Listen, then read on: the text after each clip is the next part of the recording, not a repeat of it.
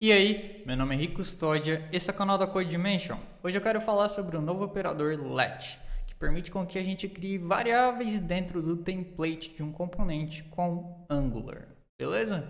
Bora lá ver. Chegando aqui no projeto, olha só que legal, criei aqui um projetinho com Angular 18.1, né? Uma versão que saiu aí, no momento desse vídeo, né, claro. Então, basicamente, ó, criei aqui um projetinho onde a gente tem aqui o Web Component normal. E olha que legal, já estou usando aqui a let syntax, tá? Basicamente, eu criei esse aplicativo aqui, né? Onde basicamente eu fiz alguns bindings, tá, para fazer uma renderização legal. E eu consegui fazer alguns usos aqui. Aqui eu fiz o mais simples possível, tá? Só com uma palavra ali eu renderizei. Aqui eu estou usando um interval do RxJS, tá? Com pipe async, né? Então basicamente ele está renderizando um observable aqui. Então esse daqui realmente está rodando, né? A cada 1 segundo ele vai renderizar um número diferente. Aqui, basicamente, eu estou selecionando o valor de um elemento HTML, então eu consigo já manipular direto no template, não preciso fazer um meio de campo. E aqui eu estou fazendo toda uma renderização em loop. Essa daqui mesmo aqui é o estopim da complexidade, tá? Aqui eu estressei muito a solução. Então, beleza, vamos lá ver. Ó, então, basicamente, a gente sabe, né, que para usar essa nova operador, digamos assim, ele tem que ser usado com um arroba na frente, tá? Vou até dar um zoom aqui para ver melhor. Tem que usar um arroba na frente, assim como o for, tá aqui embaixo, o if, que já surgiu nas versões passadas do Angular, né? Então, basicamente, esse daqui não é diferente, tá?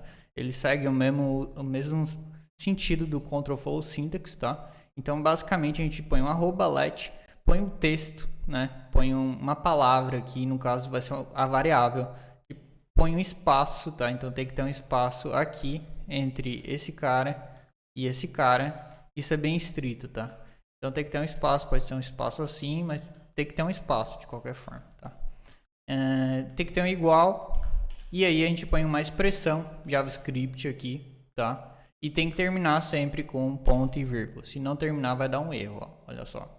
Olha o erro que deu. Ele basicamente quebrou todo o template. Então, tem que terminar. Aqui eu estou numa template string, tá? Eu estou usando um template inline, mas dá para usar no HTML normal, tá? Então, basicamente, isso daqui ele faz a mesma interpretação tanto nessa string, né? Que é até mais complexo, né, para interpretar. Mas o Angular consegue interpretar normal. E no arquivo HTML funciona igual, beleza? Então aqui, beleza, eu tenho uma variável title, tá? Variável não, na verdade é uma propriedade que tá vindo aqui, ó, do componente. Então basicamente tem um valor oi, ó, que legal. E daí eu pego aqui e faço uma interpolação, né? Eu basicamente faço uma concatenação, na verdade não é interpolação, concatenação. Então eu pego aqui que tá com o valor oi e somo com um espacinho Henrique. Pego o texto, renderizo dentro de um H1 com uma expressão Angular. E é esse o resultado. Entendeu? Show. Ó. No segundo aqui, eu já pego algo um pouco mais complexo. Na verdade, bem mais complexo, né?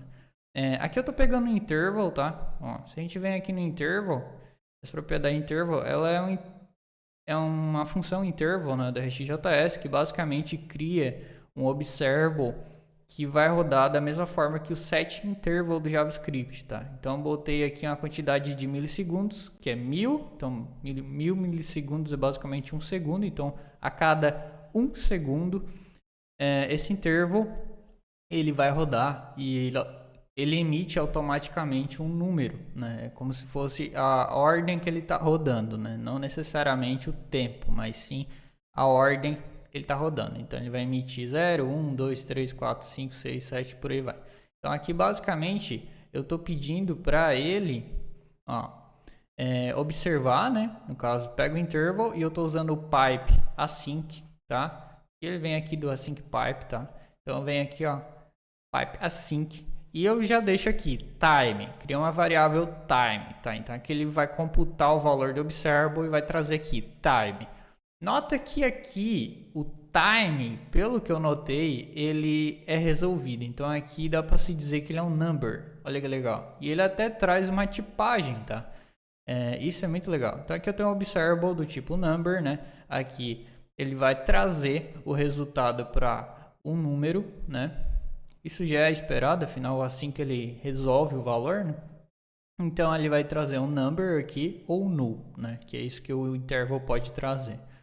E daí eu venho aqui, no caso eu não quero um valor null porque vai ficar meio zoado ali a renderização, né? Então eu quero basicamente ver, ó, se o valor é um truth value, né? No caso não seja null, nem undefined, nem zero, por aí vai, eu quero que ele renderize normal, né? Ele é atribuído para essa outra variável. Se não, eu meto um ou aqui, né? E já renderizo o zero de cara. Então, basicamente, o que eu quero fazer aqui é evitar um null. Eu poderia fazer isso daqui também. Eu acredito que funcionaria normal. E dá na mesma. Na verdade, eu quero evitar o null, né? Então, eu acho que até o null-ish operator aqui é melhor. Então, ó, not nullable time. Tá, beleza. Aqui eu vou fazer outra concatenação que eu vou adicionar um S, tá? E aqui o S aqui é de segundos, tá? Então, eu tenho segundos aqui. Eu tenho 3 variáveis já. E a última variável eu renderizo no H1. Então é isso que está acontecendo aqui. Ó.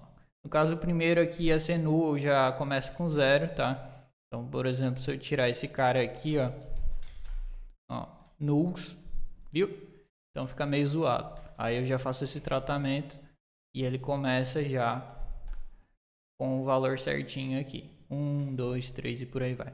Olha que legal, eu consegui fazer uma lógica, aproveitar bastante conteúdo, dividindo em variáveis, tá? Então não precisei fazer uma expressão extremamente complexa para fazer algo. E também não tive que envolver o componente aqui embaixo para fazer esse tipo de tratamento. Eu achei bem legal isso. Outro exemplo aqui, ele é meio que complementar ao que eu já mostrei, e também dá para fazer isso sem a let syntax, tá? Mas eu só quero mostrar aqui que é possível também usar com let syntax. Eu tenho uma div, né? E eu estou selecionando aqui através desse operador hashtag, né? Onde eu pego a referência do elemento, né?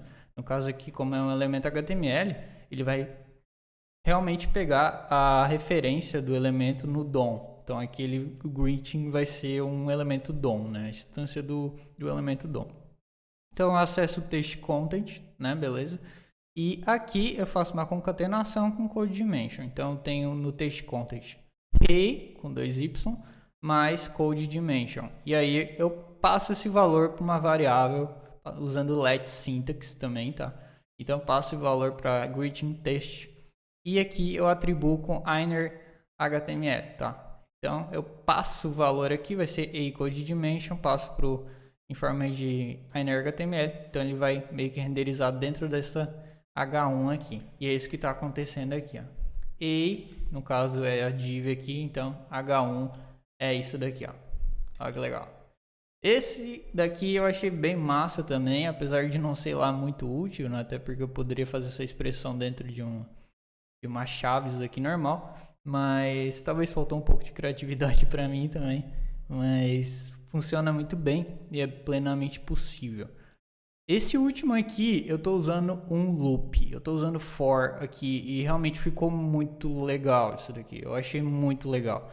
Pode parecer meio complexo, mas o tanto de código que eu tirei do componente aqui do TypeScript, de evitar fazer às vezes compute, de coisa arada, assim, e simplesmente quebrar isso em variáveis aqui no loop, eu achei muito legal. Então, basicamente, eu tenho, só mostrando, eu tenho um signal, tá? Que passa para a propriedade de produtos. E aí, dentro desse signal, eu vou ter um array com 2 posições, né? Cada posição é um produto. Que tem aqui name, price, categories e por aí vai, né? Então, eu tenho um array de categorias, tem o preço que é um número e o name é uma string, né? E o ID é um integer, né? Number, né? Não é real. Então, ó, que legal. Então eu tenho aqui produtos, beleza? Renderizo aqui o loop normal, show. E aqui eu começo a quebrar o negócio. Então eu tenho uma variável let name, pego aqui o nome do produto e eu uso o pipe title cage. Esse pipe aqui é do Angular mesmo, tá? Vou até mostrar aqui, ó. O Angular tem vários pipes bem legais aí que a gente consegue usar para fazer esses tipos de transformações comuns, né? Que são a gente geralmente precisa. Então aqui pode ver, ó, que o name ele tá minúsculo, tá? Eu coloquei de propósito para mim fazer esses tipos de transformações. Então tem um pipe name aqui, quer dizer, o produto name. Então eu transformo com title case, pego o resultado e ponho na variável name. Com price também vai ser um int, né? Vai ser um number.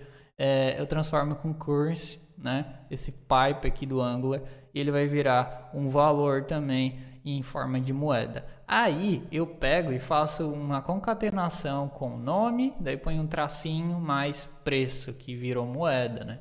E ponho em título. Aí eu mostro aqui dentro de uma LI, que é uma listinha, né? Então passo aqui o name. Olha só que legal. Então, ó, aqui, letra maiúscula, valor ficou maiúsculo, ficou, dar um zoom aqui para ficar melhor.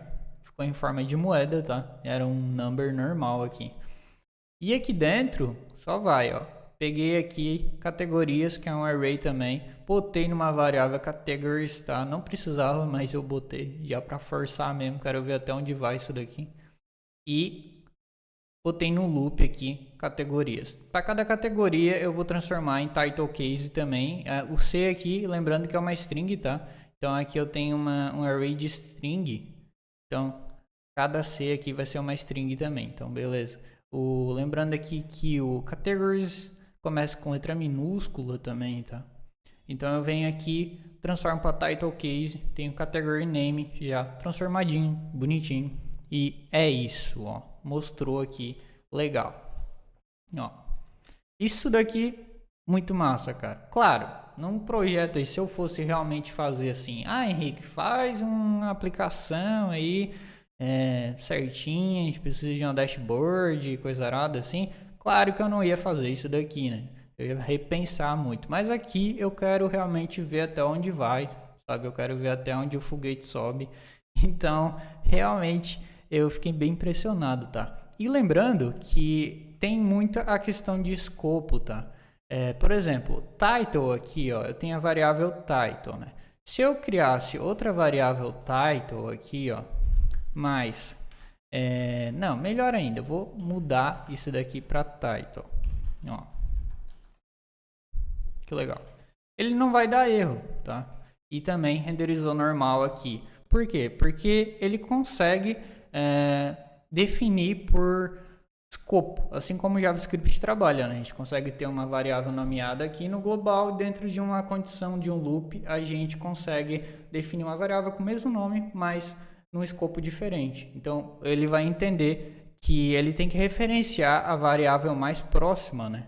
E não essa daqui, mas sim essa daqui. Também, né? Um pouco óbvio, mas tem que ser dito que eu não consigo, por exemplo, referenciar essa variável aqui fora do for, tá? Então, se eu fazer isso daqui, ele tem que dar um erro, tá? Olha só. A property criterion does not exist.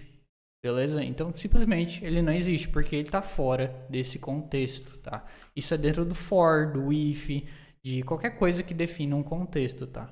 Isso também dentro de elementos e tudo mais. Então, aqui ele já está funcionando.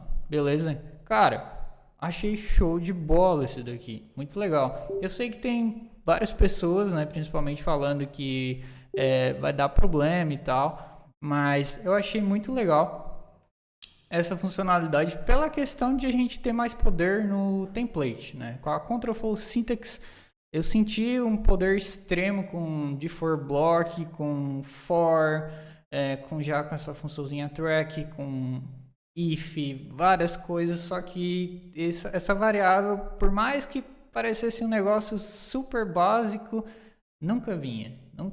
E agora tem, isso é muito necessário. Só uma limitação que eu acho que poderia talvez mudar a gente ter a possibilidade de reatribuir um valor à variável. Então, por exemplo, se eu fizesse isso daqui, ó,